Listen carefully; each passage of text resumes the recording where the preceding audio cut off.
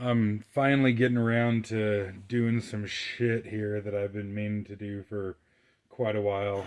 Had this one saw here, 440, that a buddy of mine gave me years ago, actually, and just finally getting around to getting this together.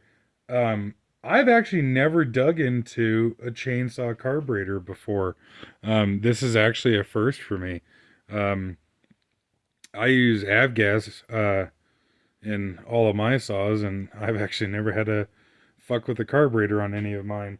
Um, but I just figured it was kind of a good excuse to show a couple things because I actually had a couple examples here of some shit that I think is kind of interesting. I hope other people do too.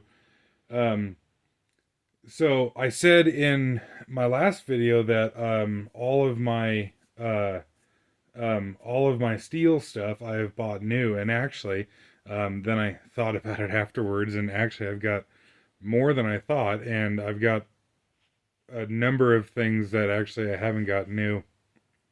Um, got well, it doesn't matter. But anyways, this saw I got used and abused from a buddy of mine, and I fucking forget the story of where the hell he got it.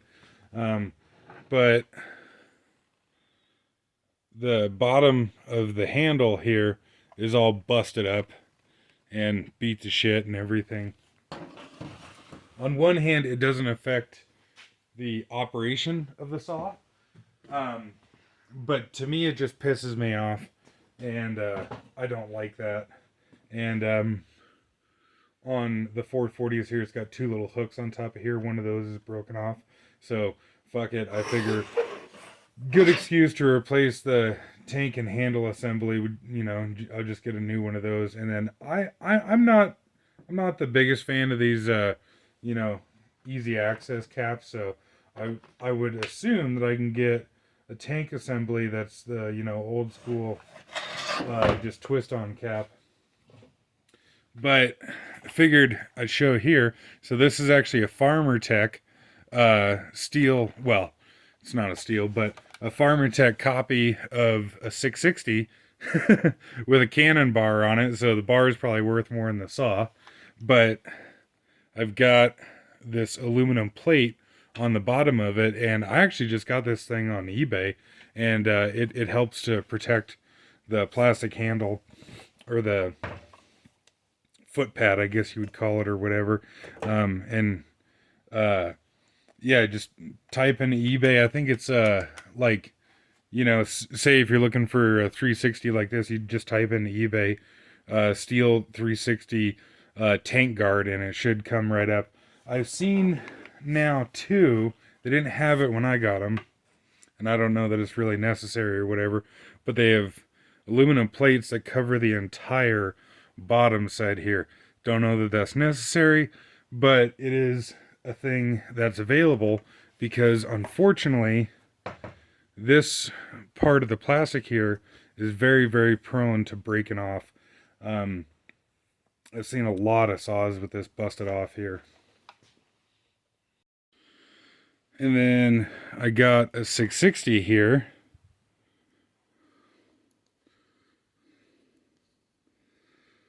that sadly has been straight gassed, and rumor has it that on this one here that it has a new top end on it, and I don't remember exactly what the story is.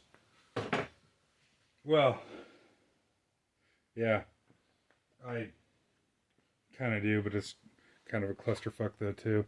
But yeah, unfortunately, that poor bastard has been straight gassed. But what what I wanted to show here was that this the straight gas 660 had one of these Stihl filters on it. That part number there, and Just looking if there's any other markings and shit. There's the no oil and what have you. But this filter here is actually designed for like winter slash Arctic conditions. This is designed for like snow and what have you. You can see there's not hardly any filtering media to it whatsoever. And you can kind of get an appreciation for it in the video here that this is just fucking caked with dirt and shit. I actually forget what the carburetor looks like in this one. Actually cleaner than I expected, but Stihl does say not to use that filter in dusty environments, which around here we certainly qualify as dusty. The normal filter that is suitable for use in dust is this paper element filter. The ones that I have are black. I think the new ones are white. Like the media is white, but and then I just got this little cover over the top of it. But yeah, so if you see one of those like wire mesh filters in a saw and and you're not in Dead Horse, Alaska, it'd probably be a good idea to take one of those out and go to that style there. I'm probably going to end up with that 660. That one's not actually mine, although it has been around here for long enough that I guess pretty much is at this point. But my personal 660, I've got a Max Flow air cleaner on it, and then this 440 here, I'm going to put a Max Flow on that as well once I get that thing going. And then I've got an 034 Super in the back there. I don't think you can do really anything with the air filters on those other than the factory ones. And then my helper got a Poulon Pro the other day, and we got probably half a dozen other saws kicking around here or something. But yeah, I wanted to film getting this carburetor back together. For one, see if any of you have any advice to offer on that, because like I said, I have never touched a chainsaw carburetor before. As as many saws as I have, I've actually never done this before. Yeah, so we'll film that and see if we can get this 440 fired up tonight. And here is a very sad 250 that has seen better days, to say the least. But yeah, sure shit, the I don't know, the footrest, I don't know, bottom of the handle is broken on that one too. The 660 is actually intact, which is kind of surprising, seeing how beat the rest of that thing is. Oh shit, I need to grab a screwdriver. So like I said, I have really no idea what I'm doing here. This is the first time that I've gotten into a chainsaw carburetor, quite frankly, because my saws, like, that I've purchased new anyways, I haven't had to do shit to them. Aside from, I've got a 390, a Stihl 390 that I've had, holy shit, like 15 years, and I did have to put a fuel line on it. But for a couple years, I was running automotive gasoline in it, like ethanol free. But I haven't had to touch carburetor on it, and I forget exactly what the deal was with the fuel line on it. But I did actually have to put a fuel line on the 390. But I found. Well, I've actually been watching his shit for years, but the channel name is Human, I guess, or I think he kind of spells it a little funny. But this like no bullshit guy that has a lot of videos about chainsaws, which, you know, is a-okay by me. He posted a video about a 440 carb that I will link in the description. And I tore into this one here because that I remember right, anyways, because it's unfortunately been a couple years since I run this saw. That I remember right, this saw essentially wouldn't take a carburetor adjustment, if that at all makes sense. Like, you would fuck with the carburetor adjustment and it just wouldn't seem to really do fuck all. Like, it would still, you would make an adjustment and it would run right for half a second, and then the next second it would run like shit again, which that could be an air leak. Not entirely sure, but I thought that I had the correct kit for this carburetor here, but as it turns out, I did not. And I ordered 2 kits actually, and just to have spares and shit. Can't have too many spare parts lying around, in my opinion.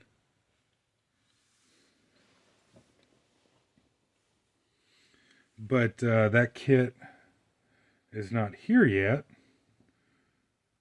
so I figured I'd put this together and kind of just see what happens.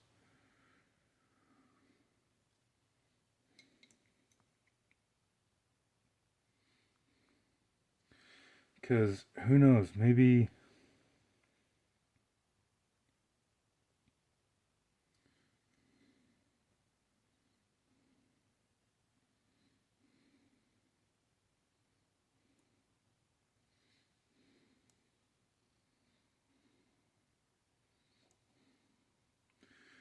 a passageway was just kind of crapped up.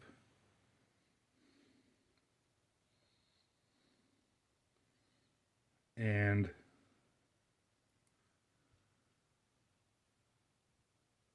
it'll run and be happy after this.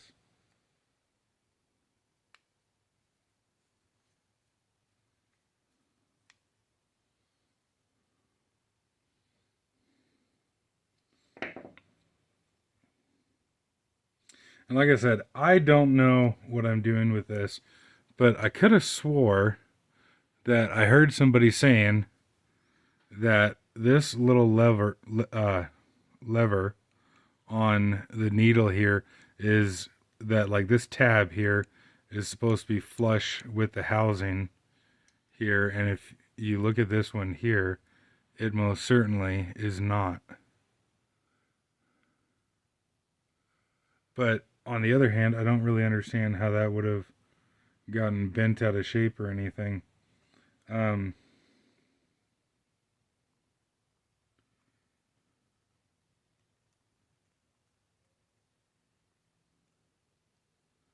I mean,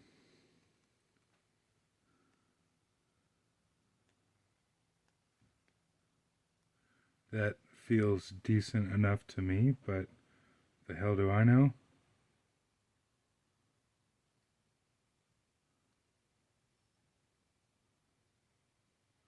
Am I forgetting anything? I shouldn't be.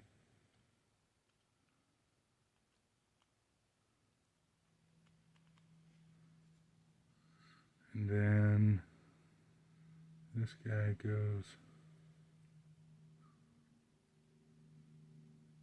Can you even put this on backwards? No.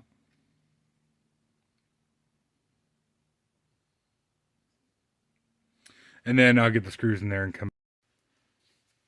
So in the guy's video there, he didn't talk about that little lever on the, like, needle float. Not the float, but yeah, the needle. So this carburetor looks Like just from looking at the outside of it and everything, it looks to be the same as the one that he was working on. And this is a HD, well, a Marlboro, or however the fuck you're supposed to pronounce that, HD 17A.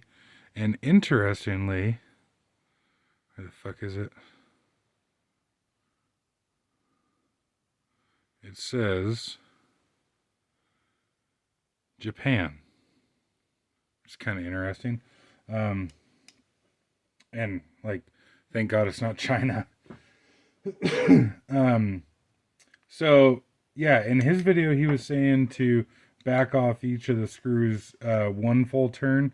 You can't really read the side of this guy anymore, but this said quarter and 3/4, near as I can tell, on the side of there. I'm pretty sure that's what it said. But I suppose I'll get that slapped on the saw and see what happens. And I was going to show too. So I got, like, this poor saw had a pretty hard life and it was all dirty and nasty and everything. And I got the outside of the cylinder reasonably cleaned up. And the cylinder is kind of glazed over. Like you can see there's the cross hatching here, but then it's glazed over where the piston's wearing on it. I don't have a hone for this bore at the moment, so for now I'm just going to put it back together and see what happens. But I figured I'll use that Red Armor oil in it and see what happens with this thing. I did spray this down heavily with solvent and brake clean. I didn't try to remove any of the carbon deposits in the exhaust port or the transfers or the combustion chamber. And I don't know, so fuck it, I'll just, run it with the Echo Red Armor oil and we'll see if we notice any difference there. Oh, and so this is a aftermarket dual port cover for the front of the muffler. And it's one of the older mufflers. It doesn't have a baffle on the inside of it. But this Chinese, I think it was a Highway brand muffler cover is such a piece of shit. And like, it works, I'm not saying that it doesn't work or whatever, but these Chinese parts kind of tick me off. Like, you can see all the coating that they put on here is all burned off and nice sharp edges on here and what have you. And yeah, I want to get a factory dual port front cover for it. And I'll get all this junk cleaned up before I put it back together, but I was going to show, just for shits and giggles and I don't know, maybe my own documentation more than anything, that piston's actually in good shape. Still has the machining marks on the piston. But yeah, get all this bullshit cleaned up here. Alright, so got the cylinder on and bolted down. Fancy little ring compression set here, and this set the piston on. Like so.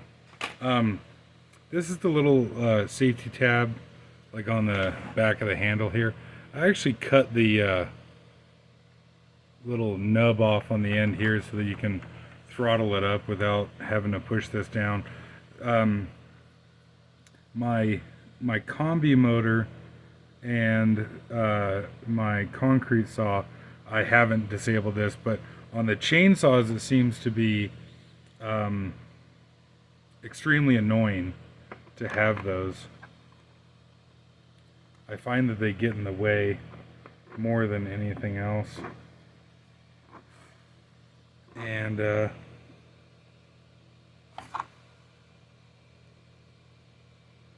So therefore I like to get rid of them. What the fuck did I do? This guy here.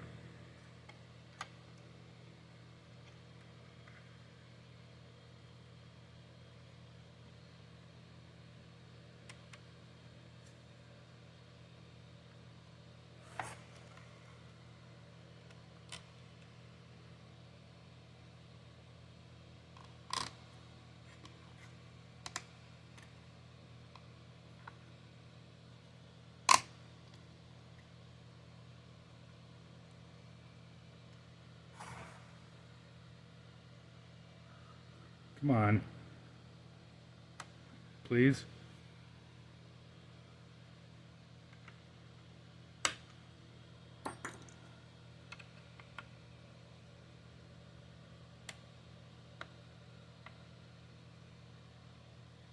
Oh shit, I gotta clean the other piece.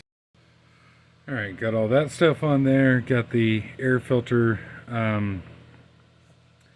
I actually don't know if the 440s have the little plastic piece on the back of them like the 660s do.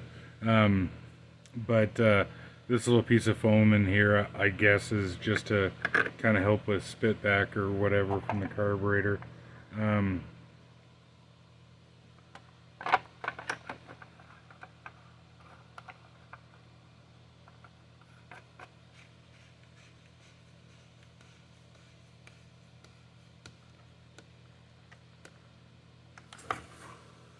Is that sitting on there okay? Yeah.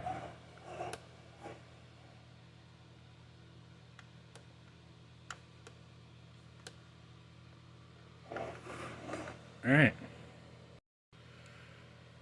So that definitely isn't what I would call perfectly clean, but it's certainly better than it was, and I guess sometimes that's kind of all we can hope for.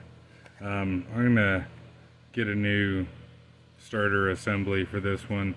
The little dogs in here are kind of worn out and just, you know, Saw's had a hard life. What do you know, it half-ass looks like a Saw again.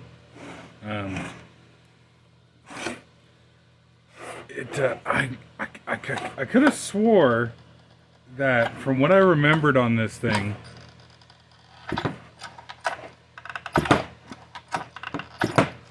that it didn't feel like it had much compression, but I don't know, I guess I was wrong on that. But yeah, so cutting the tab off this thing here, then you don't have to push this in to squeeze the trigger. You can just squeeze the trigger and throttle it up, which I think is much nicer.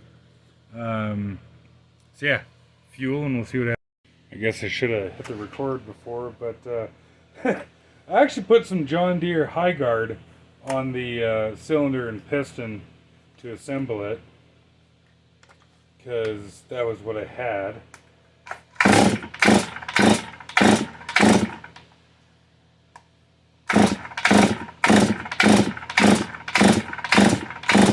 Well, it was running a second ago.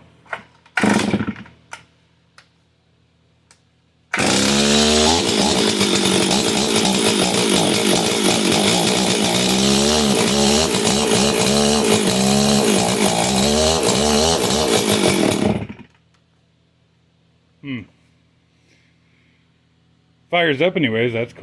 Okay, so this is kind of interesting. I had the low side in the shot here.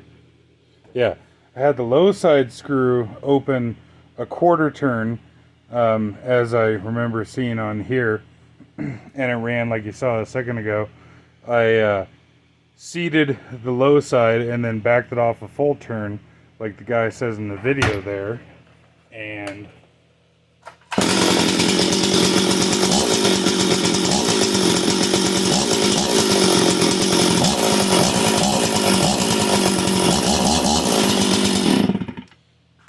yes, I know I have the chain brake on. I don't have any oil in it at the moment, so I don't want the oil pump turning. Probably won't do it in this video, but I'll put a bar and chain on there, and see how she does. But yeah, so I don't know. On one hand, kind of a weird video, I guess, but at the same time, I was just fucking around with a couple of my saws and dinking around trying to get some shit running. And this poor bastard here has been sitting in a tote on top of my shop for a number of years. And yeah, I just figured to get it out, start fucking around with it, and make it go vroom vroom, and fuck it, why not video it?